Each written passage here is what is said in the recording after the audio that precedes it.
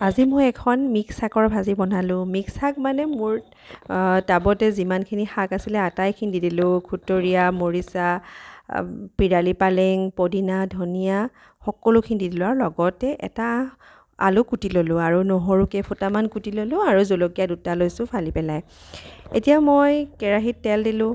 তেল দি তাতে নহৰু আৰু জলকীয়াখিনি দি অকণমান হালধি দি ল'ম আৰু তাৰপিছতে তাতে আলুখিনি দি পেলাই অকণমান ভাজি ল'ম।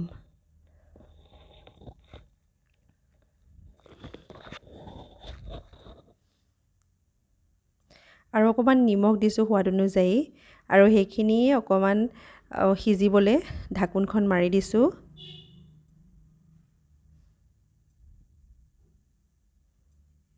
আৰু ইয়াতে মই কুটি থোৱা শাকখিনি দি আকৌ লৰাই পেলাই সেইখিনি অলপমান ভাজি ল'ম।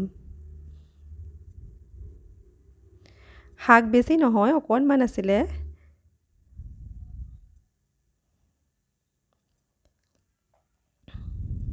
আকৌ ইয়াতে মই কেইটুকুৰামান পনীৰো এড কৰি দিছোঁ। পনীৰো আছিলে, ভাবিলোঁ এড কৰি দিওঁ, ভাজিখন খাই কেনেকুৱা লাগে চাওঁ।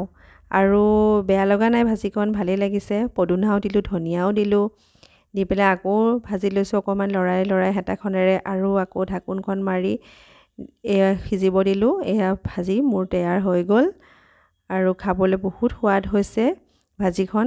আপোনালোকেও বনাই খাই চাব পাৰিব এনেদৰে।